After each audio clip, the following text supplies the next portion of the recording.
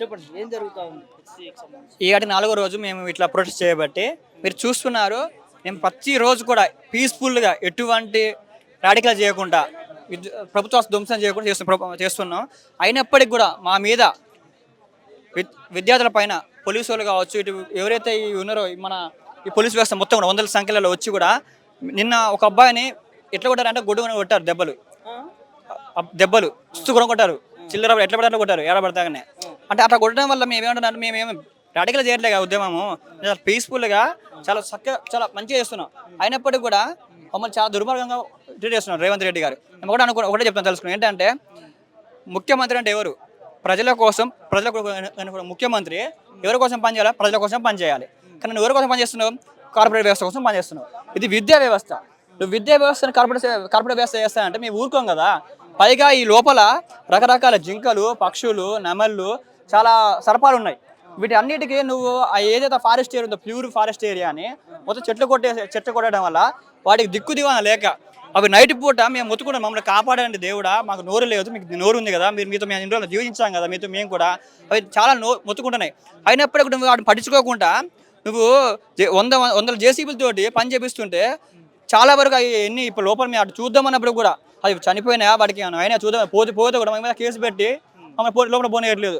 అంటే కనీసం మాకు రైట్, ఇది మా యూనివర్సిటీ, ఇది మా రైట్, ఖచ్చితంగా మేము చూడడం మాకు ఖచ్చితంగా హక్కు ఉంటుంది. కానీ ఆ హక్కు లేకుండా చేస్తాం. లోపల చెప్పాలంటే లోపలికి ఎంట్రీ కావాలని కనీసం అట్లీస్ట్ మా స్టూడెంట్స్ అయి ఉండాలి. అయినప్పటికీ లోపలికి ఎవరు పంపడు. ఇప్పుడు మీరు చూడండి, పోలీసు వాళ్ళు చాలా స్వేచ్ఛగా పోయిస్తున్నారు అటు ఇటు. కానీ మీడియా వాళ్ళు ఖచ్చితంగా పంపాలి లోనికి.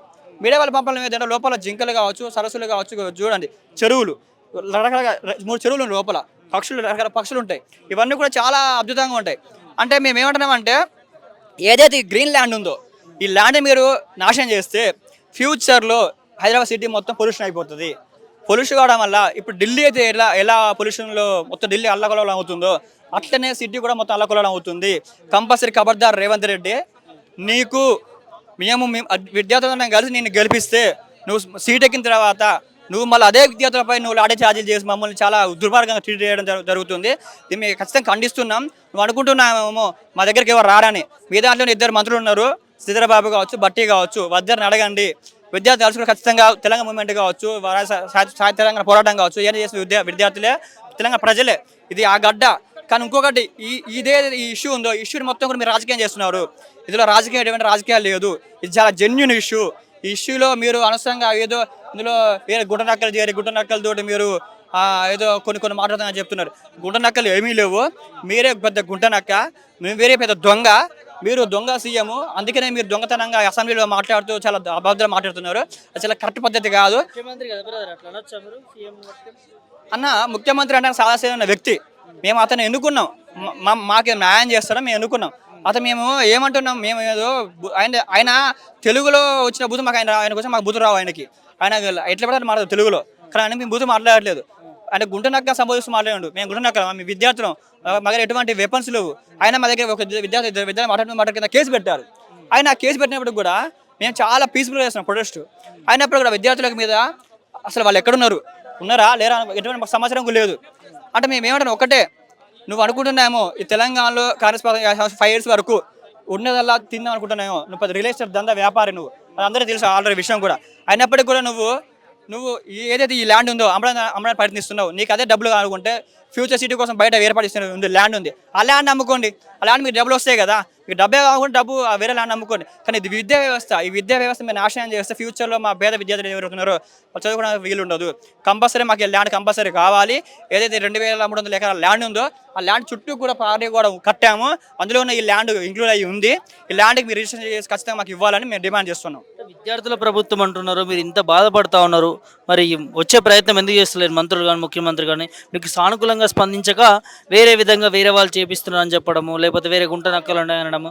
సో ఈ ఇష్యూను ఎందుకు రాష్ట్ర ప్రభుత్వం విద్యార్థులకి ఎందుకు స్పందించలేకపోతుంది అన్న? మీరు చూడండి, గుంట నక్కలు సంబంధించి మాట్లాడాను కదా అతను. మరి గుంట నక్క ఎవరో మాకే తెలియదు వాస్తవంగా. మేమైతే నిన్న ప్రెస్ మీట్లో కూడా పొంగుల శ్రీనివాస్ రెడ్డి కూడా మాట్లాడుతూ ఏమని చెప్పారంటే, మేము పేమెంట్ విద్యార్థులము, పేమెంట్ తీసుకొని మేము పని చేస్తామన్నమాట.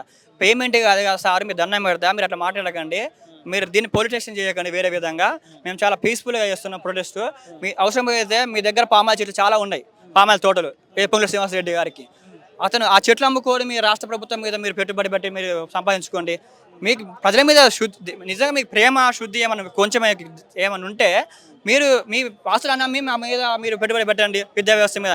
అంతే మీరు విద్యా వ్యవస్థని అమ్మేసి ఆ ల్యాండ్ మీ అభివృద్ధి చేస్తాడు మీ ఎట్లా మనకు అర్థం కాదు. మీరు అభివృద్ధి చేస్తామనేది ఎవరు దేన్ని సాఫ్ట్వేర్ కంపెనీని ఎవరు తీసుకుంటారో మీ వేల పాట వేస్తే ఎవరైతే ఎక్కువ డబ్బులు ఇస్తారో మీరు వాళ్ళకి ఇస్తారు.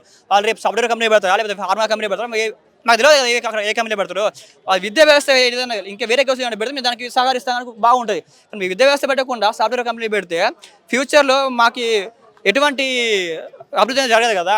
మీరు చాలా దీన్ని బయటికి తీసుకుపోతున్నారు రాంగ్ ప్రాసెస్గా. ఉద్యోగాలు వస్తాయి కదా. అన్న ఒకటి యూనివర్సిటీ అనేది ఉంటేనే ఉద్యోగాలు వస్తాయి. చదువు లేకపోతే ఎటువంటి ఉద్యోగం రాదు. అది ఆల్రెడీ మీకు తెలుసు. విశ్వవిద్యాలయాల్లో ఇక్కడ చదువుకున్న విద్యార్థులు కలెక్టర్లు మంత్రులు చాలా విదేశాలలో మొత్తం ఉన్నారు. దీనికి ఈ సపోర్ట్ ఈ ఉద్యమానికి కూడా దేశం మొత్తం ఎవరైతే ఉన్నారో సినిమా యాక్టర్స్ అందరూ ప్రకాష్ రాజ్ కాంచెల్లి ప్రతి ఒక్క యాక్టర్ కూడా స్పందిస్తూ ఏదైతే ఫారెస్ట్ ఏరియా ఉందో దీన్ని కాపాడండి, దీన్ని ప్రొటెక్షన్ చేయండి అని చెప్పడం జరుగుతుంది. అయినప్పటికీ దీన్ని పట్టించుకోకుండా జేసీబీతో నిన్న కూడా ఆల్రెడీ హైకోర్టు ఆర్డర్ ఇచ్చింది దీన్ని ఆపేయమని. దీన్ని మీరు ఆపకుండా కూడా చెట్లు నరికేస్తున్నారు. 2-3 జేసీబీలతోటి అక్కడక్కడ ఏదో ఉందో ఫారెస్ట్ ఏరియాలో పని చేపిస్తున్నప్పుడు కూడా అంటే మీకు కోర్టు మీద కూడా మీకు కనీసం దాన్ని ఒక అధికారాన్ని కూడా మీరు ధిక్కరిస్తున్నారంటే రేవంత్ రెడ్డి గారు ఎంత తెగించారో మీరు దీన్ని చూపడానికి అర్థమవుతుంది.